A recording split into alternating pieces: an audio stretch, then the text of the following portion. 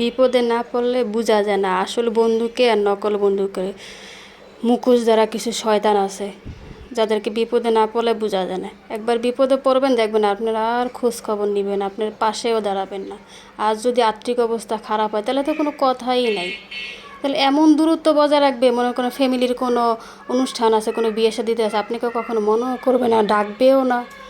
মানে এমন এমন ভাব দেখাবে, কারণ এমন সময়ের বিষয় দেখাবে, এখন সময় নাই, এই নেই সেই নেই। আপনি হয়তো আসবেন না, আপনি যখন জিজ্ঞাসা করবেন কেন আমাদেরকে বললা না, এটা জানাইলে না, তখন বলে আপনারা যদি না আসেন, যদি আপনারা এখানে আসতে না পারেন, কোনো এই সমস্যা।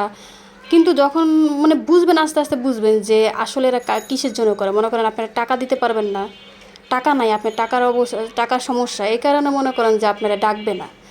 আর যদি আপনার কোনো অসুখ বিসুখ হয় তাহলে তো কোনো কথাই নেই, মানে বড় কোনো অসুখ আছে, আপনার হসপিটালে ভর্তি, আপনার মনে করেন যে কোনো অপারেশন লাগবে, তখন যদি কারোর কাছে টাকা চান তাহলে তো সে তো আরও বাহানা করবে। মানে তার টাকা আছে, আপনাকে দিবে, না বলবে না, ডাইরেক্ট না বলবেন, দিবে, কিন্তু কোনো কাজে আছে, দিতে পারবেন না, ব্যাংকে আটকায় আছে, কারো কাছে পাইবো, ওই টাকাটা যদি পায় তাহলে আপনাকে দিবে। না বলবেন, ডাইরেক্ট না বলবে কেন বাবা?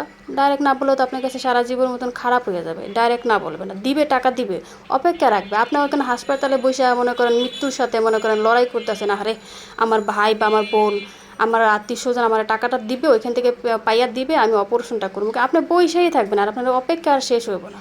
মনে তারা বলবেন না এখন না, অন্যের কাছে আছে টাকাটা, এখন দিতে পারতাছি না, কি করার আছে।